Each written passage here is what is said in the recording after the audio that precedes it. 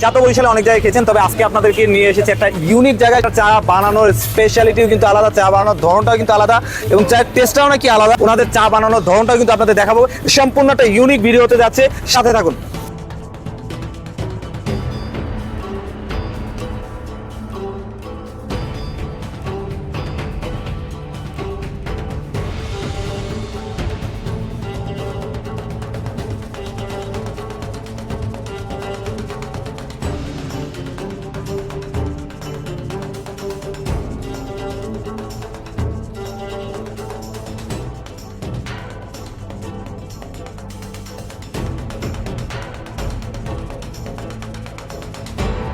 আমাদের হাতে কিন্তু চলে এসেছে ওনাদের স্পেশাল তান্দুরি চা, যেটার দাম হচ্ছে প্রতি মটকা, এটাকে আসলে কাপ বলবো না মটকা বলবো জানি না, তো আমি মটকাই বলছি।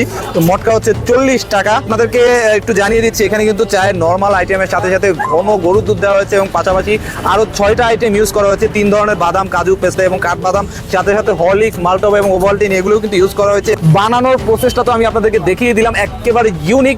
বরিশালে আমার মনে হয় এটাই প্রথম। এখন টেস্টটা কেমন সেটা একটু আপনাদের সাথে শেয়ার করি, আমরা টেস্ট করে দেখছি। বিসমিল্লাহ।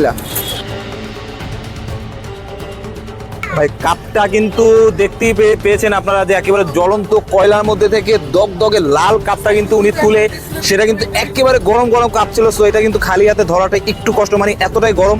আসলে যারা চা প্রেমী তাদের জন্য আমি বলবো এটা হচ্ছে সেরা চা। বরিশালে এর আগে কিন্তু অনেক জায়গায় ভালো ভালো চা আমরা খেয়েছি, বিশেষ করে এই বেস পার্কের কথা যদি বলি, বেস পার্কে কিন্তু আরমান ভাইয়ের চা, বেলাল ভাইয়ের চাও কিন্তু আমরা খেয়েছি, সেগুলো ভালো চা। বাট এইটার কথা যদি বলি, এটা কিন্তু স্পেশালি এটা ইউনিক চা।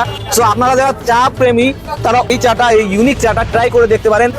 বাই দ্য ওয়ে, তান্দুরি চায়ের এই লোকেশনটা যদি আপনাদেরকে বলে দিই, এটা হচ্ছে Barishal Bell's Park Green City পার্কের ঠিক অপোজিটেই হচ্ছে এই চায়ের দোকানটা। এরকম ইউনিক ভিডিও দেখতে সবসময় আমাদের সাথেই থাকুন। যদি ভিডিওটা আপনার ফেসবুক পেজ থেকে দেখে থাকেন তাহলে পেজটাকে ফলো দিয়ে রাখুন, এবং যদি ইউটিউব চ্যানেল থেকে দেখে থাকেন তাহলে ইউটিউব চ্যানেলটাকে সাবস্ক্রাইব করে রাখুন। দেখাবেন ইনশাআল্লাহ পরে কোনো ভিডিওতে। ততক্ষণ পর্যন্ত ভালো থাকুন, সাথে থাকুন। আল্লাহ হাফেজ।